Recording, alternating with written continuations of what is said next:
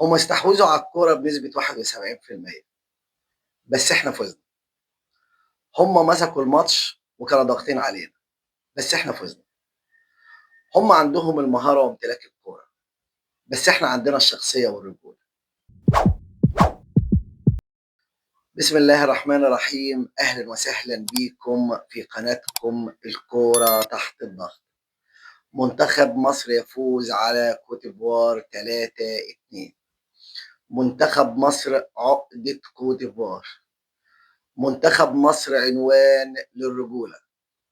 دايما بنوه في أول كل فيديو بقول إن في أسباب وعوامل نفسية بتأثر على نتيجة المباريات وبتأثر على أداء اللاعبين. هنيجي النهارده ونلاقوا ال 90 دقيقة لمنتخب مصر كلها عوامل نفسية، وال 90 دقيقة لمنتخب كوتيفوار كلها عوامل نفسية. منتخب مصر نزل النهارده المباراة وهو على الورق أقل في المستوى المهاري والبدني من فريق كوتيفوار، ولكن على مستوى الإرادة والرجولة والشخصية والدوافع منتخب مصر يتفوق على كوت ديفوار. وده كان عنوان حلقتنا النهاردة، الرجولة مقابل المهارة. بدأت المباراة وفي الدقيقة 3 ثرو باص لإمام عاشور، مرموش بيقطعها من قدام السيرد باك وبيحطها على شمال حارس المرمى. بداية مفيش أجمل ولا أروع من كده. لو كان حد فينا حب يحط سيناريو المباراة عمره ما كان فكر ولا اعتقد اللي احنا ممكن نجيب جون في الدقيقة 3. طيب تحليلنا للنقطة دي ايه؟ اللي منتخب مصر نازل مش خايف من كوديفوار، بس منتخب كوديفوار مرعوب مننا. استمرت المباراة وهم مسيطرين طبعا على مجريات المباراة وامتلكوا الكرة من اليمين ومن الشمال، واحنا طبعا بندافع بس لغايه ما جالنا ركنيه في الدقيقه 31 محمد صلاح عشان يطلع رامي ربيعه اعلى من الناس كلها ويحطها على شمال حارس المرمى. برضو امتلكوا الكوره وبيحاولوا اللي هم يجيبوا جون فينا باي طريقه لغايه ما كوره جات، كوره ثابته من على ناحيه اليمين. الكوره اتعرضت، الراجل المهاجم بتاعهم حطها بدماغه لورا، ضربت في فتوح ودخلت جول. استمرار الشوط الاول اللي كوتيفوار ضغط عليك وانت بتدافع. انتهى الشوط الاول 2-1، هم ماسكين الكوره وانت بتدافع.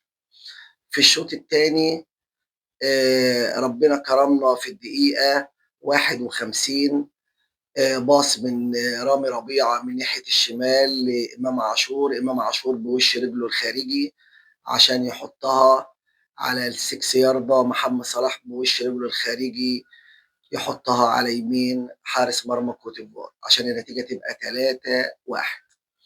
برضه هما بيمتلكوا الكورة واحنا بندافع لغاية الدقيقة 73 ركنية.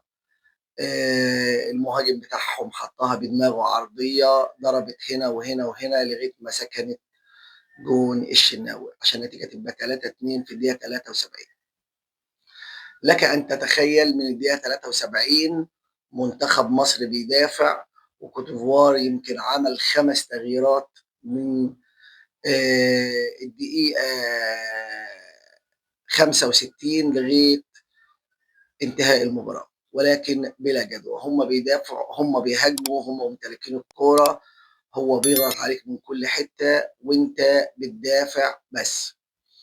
وانتهت المباراة 3-2 لمنتخب مصر. تحليلنا للمباراة ايه؟ تحليلنا للمباراة اللي يا جماعة كرة القدم هي ما بتعتمدش على التكتيك بس، كرة القدم ما بتعتمدش على المهارة بس.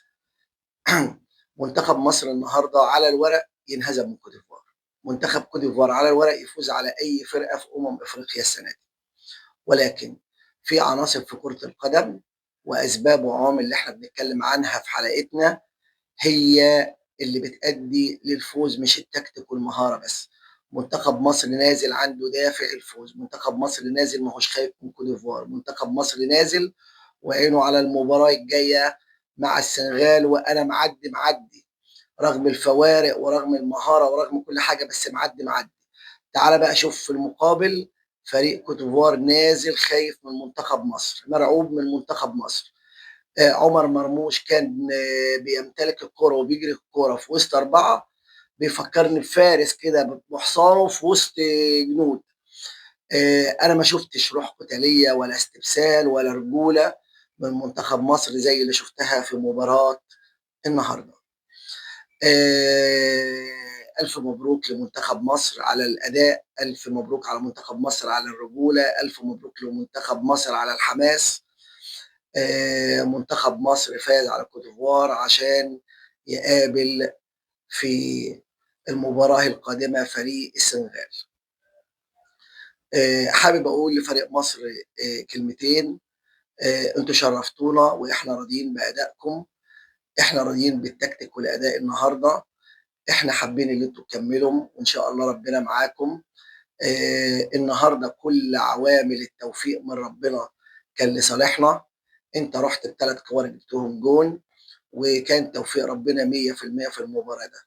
دايما ربنا سبحانه وتعالى بيدي للمجتهد. اجتهدوا واعملوا اللي عليكم، وان شاء الله ربنا هيكرمكم، وان شاء الله تفوزوا الماتش الجاي على السنغال وتطلعوا لقبل النهائي.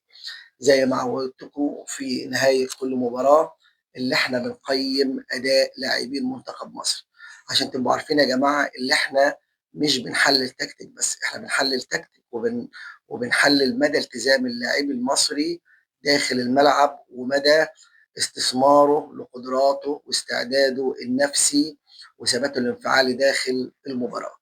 محمد الشناوي 5، ياسر إبراهيم 6، محمد هاني 6، رامي ربيعة 7، حسام عبد المجيد 5، أحمد فتوح 6، مروان عطية 5، حمدي فتحي 6، إمام عاشور 7، صلاح 7، مرموش 8، حسام حسن 9.